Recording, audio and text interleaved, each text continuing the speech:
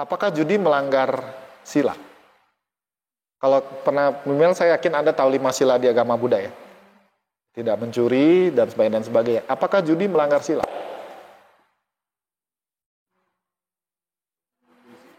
Nah, nggak disebutin. Kenapa? Hah? Nggak ada. Nggak disebutin ya, Panatipata Weramani. Nggak ada. Aku bertekad untuk melatih diri, tidak berjudi. Nggak ada. Orang Buddha boleh judi nggak? Boleh. Karena nggak benar nggak dilarang. Nggak juga, dia batinnya mulai goyah.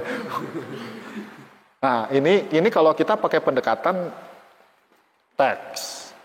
Jadi ketika kita baca 5 sila, kita pakai pendekatan teks namanya, tidak tertulis.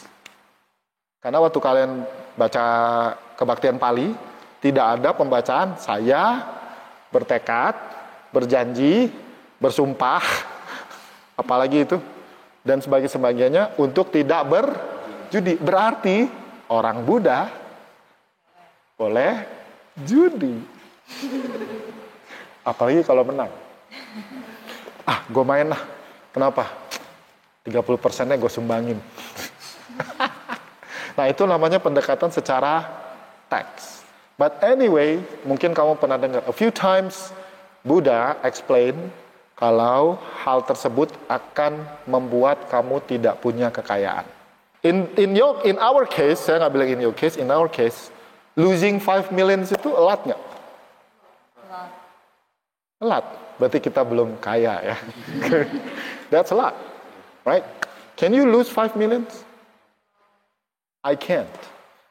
Imagine, biasanya gini, orang-orang yang terlibat di dalam, kita case-nya judi tadi, apakah mereka orang yang secara ekonominya cukup? Biasanya malah enggak ya. Ya, malah orang yang ekonominya terbatas, kemudian mencari jalan singkat, jalan cepat supaya bisa cepat kaya. Bukan cuma cepat kaya, supaya bisa cepat menanggulangi utang-utang yang tertumpu karena judi-judi yang lain. Dan Buddha mengajarkan, ibaratnya sebuah ember, ya ember itu tidak akan pernah bisa terisi penuh kalau dia ada bolongnya. Dan salah satu bolong yang besar itu adalah, bukan salah satu bolong besar, salah satu bolongnya adalah judi. Salah duanya, minum minuman keras. Salah tiganya adalah main perempuan. Tapi dalam konteks zaman sekarang, kayaknya tidak adil ya kalau kita cuma bilang main perempuan. Setuju laki-laki?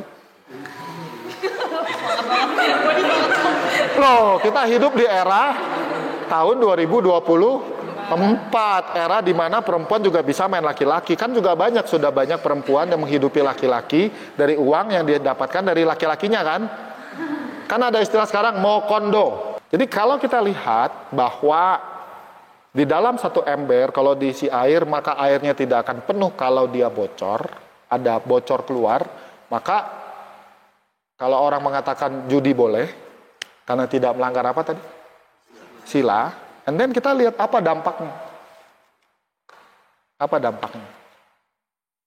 Dampaknya adalah, ya orang tidak akan mampu mengakumulasi yang namanya kekayaan. Jadi pendekatan teks itu adalah pendekatan kita cuma lihat rule.